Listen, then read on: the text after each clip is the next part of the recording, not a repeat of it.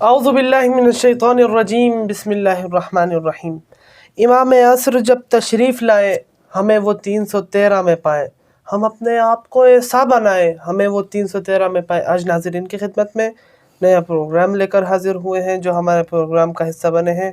حجت الاسلام والمسلمین علی جناب مولانا عارف حسین صاحب قبلہ، السلام علیکم۔ وعلیکم السلام ورحمۃ اللہ۔ قبلہ، اس بار کا سوال آیا ہے کہ کربلا اور انتظار کے ساتھ تشیع کا سفر، آپ اس کے اوپر تھوڑی سی روشنی فرمائیے۔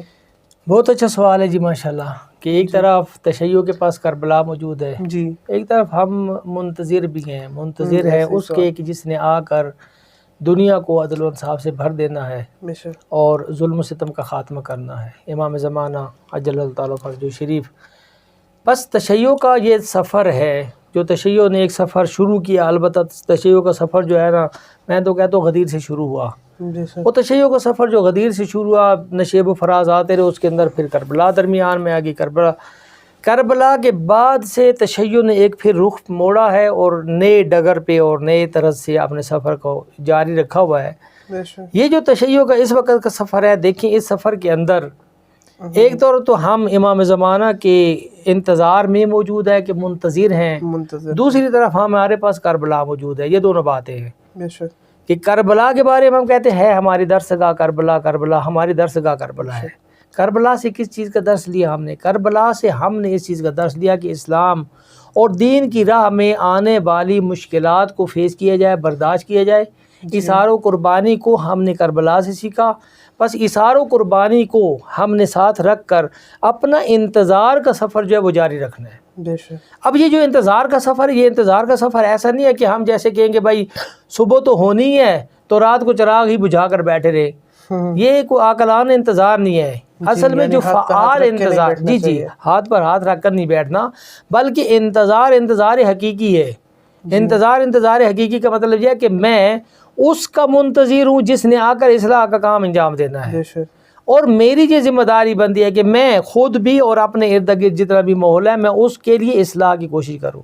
بے شک، یہ ہوگا میرا اصلاح کا۔ پھر امام زمان جب تک تشریف نہیں لاتے اس وقت تک تو ہمارے لیے حکم یہ ہے کہ ہم امام زمانہ عجل اللہ تعالیٰ فرجہ شریف کی غیبت کے دوران میں مجتہد جامع شرائط کی جی، احکام کے مطابق عمل کریں، اس کے فتویٰ کے مطابق عمل کریں، اور اگر کوئی مجتہد اس بات میں کامیاب ہو جاتا ہے کہ وہ زمین کے کسی ٹکڑے پر اسلامی حکومت قائم کرنے میں کامیاب ہو جاتا ہے، تو ہماری ذمہ داری بنتی ہے کہ اس اسلامی حکومت کی ہم حمایت کریں اور مکمل طور پر اس کا ساتھ دیں، جس کو کہتے ہیں نظام ولایت فقیہ۔ نظام ولایت فقیہ یہی ہے کہ اس نظام کے ساتھ ہم نے اٹیچ رہنا ہے، اور امام زمانہ عجل اللہ تعالیٰ فرجہ شریف کے ظہور تک ہم نے ولی فقیہ کا ساتھ دینا ہے اور ولایت فقیہ کے سائے میں اپنی زندگی بسر کرنی ہے۔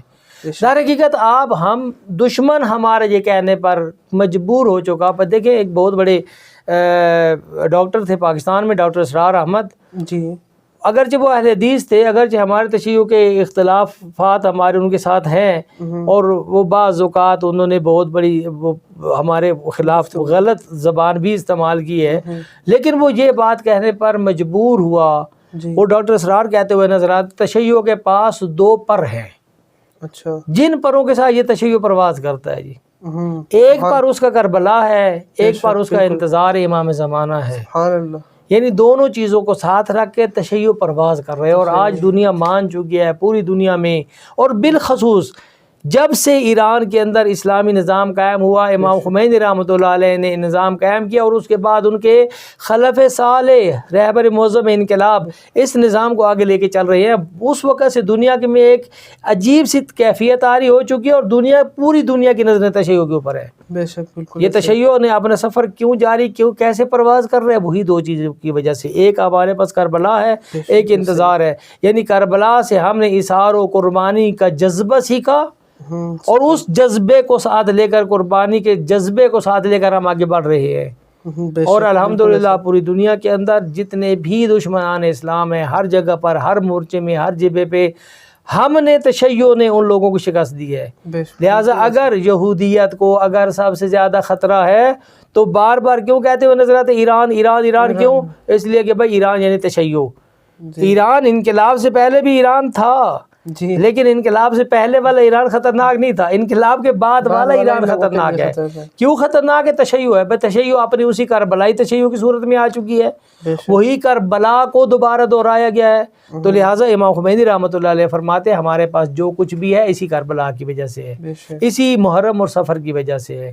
تو لہٰذا یہ سفر جاری ہے، اور تشیع کا سفر کامیابیاں طے کرتے ہوئے، مختلف مراحل کو طے کرتے ہوئے انشاءاللہ اس کا اتصال جو ہوگا امام زمانہ عجل اللہ تعالیٰ فرج شریف کے ظہور کے ساتھ ہوگا، اور ان کی عادلانہ جہانی عادلانہ حکومت کے قیام تک ہوگا انشاءاللہ۔ قبلہ آپ کے شکر گزار ہے کہ آپ نے ہماری دعوت پہ لبیک۔ مہربانی۔ یہ تو حجت الاسلام والمسلمین علی جناب مولانا عارف حسین صاحب، امید ہے آپ نے ان کے بیان سے استفادہ کیا ہوگا۔ انشاءاللہ آئندہ نیا پروگرام لے کر ناظرین کی خدمت میں حاضر ہوں گے۔ جب تک کے لیے اپنے میزبان رضا رضوی اور 313 اسٹارز ٹیم کو اجازت دیجیے۔ والسلام علیکم ورحمۃ اللہ وبرکاتہ۔